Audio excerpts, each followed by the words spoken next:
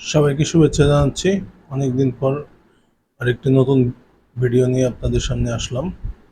তা আজকে আমরা দেখব যে একটি ফ্রি টুল দিয়ে আপনারা কিভাবে খুব সহজেই ওয়ার্ডপ্রেসের চাইল্ড থিম তৈরি করতে পারবেন। তো আমরা প্রথমে দেখি যে আমাদের একটি থিম আমি ইনস্টল করেছি, সেই থিমটা। তো এই থিমের হচ্ছে আপনি যদি অ্যাক্টিভ দেখেন, অ্যাক্টিভ থিম হচ্ছে টোটাল। তো এই থিমটা অ্যাক্টিভ করা আছে। তো আমরা এখন চাইল্ড থিম করব ফ্রি টুলস দিয়ে। তো প্রথমে আমরা চলে যাব গুগলে, আমরা লিখব হচ্ছে child theme generator. Child theme generator, এই যে প্রথমে যেটা চলে আসলো চাইল্ড থিম জেনারেটর, এখানে আমরা চলে যাব। এখানে গিয়ে আমরা create a WordPress child theme now, এখানে চলে যাব। এখানে আসার পরে আমরা লিখব প্যারেন্ট থিম। প্যারেন্ট থিমের নাম, প্যারেন্ট থিম হচ্ছে আমাদের টোটাল। অটোমেটিক প্যারেন্ট থিমের স্ল্যাগ বসে গেছে। এখন আমরা চাইল্ড থিমের নাম দিব টোটাল চাইল্ড। অটোমেটিক আমাদের স্ল্যাগ কিন্তু বসে গেছে। এখন আমরা ইমেল অ্যাড্রেস দিব। আমার ইমেল অ্যাড্রেস দিতে পারি, অথর নেম দিতে পারি।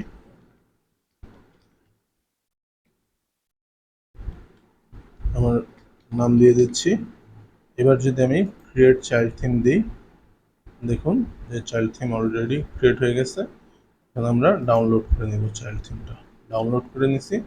এখন আমরা যদি নতুন থিম অ্যাড করি, আপলোড, এই থিম ফাইলটা আমরা আপলোড করে নেব এবং ইনস্টল দিয়ে দিব। ইনস্টল দিয়ে দিলাম এবং অ্যাক্টিভ দিয়ে দিলাম। অ্যাক্টিভ দিয়ে দিলাম।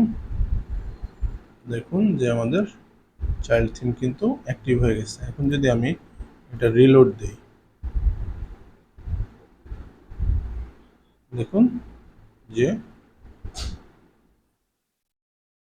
আগের থিমটাই কিন্তু আমার আরও যেই সব প্রবলেম ছিল ওই থিম ইনস্টলেশনে, সেই প্রবলেমও সলভ হয়ে গেছে। সলভ হয়ে আগের থিমটা কিন্তু আমার রয়ে গেছে। আগের থিমে রয়ে গেছে, কিন্তু আমার চাইল্ড থিম ইনস্টল করে ফেলছি। তো এইভাবে খুব সহজেই আপনি চাইল্ড থিম ইনস্টল করতে পারবেন, ক্রিয়েট করতে পারবেন এবং ইনস্টল করতে পারবেন। তো আশা করি ভিডিওটি আপনাদের কাজে আসবে, এবং ভিডিওটি ভালো লাগলে আমাদের চ্যানেলটি অবশ্যই সাবস্ক্রাইব করবেন এবং লাইক কমেন্ট দিয়ে সাথে থাকবেন। সবাইকে ধন্যবাদ।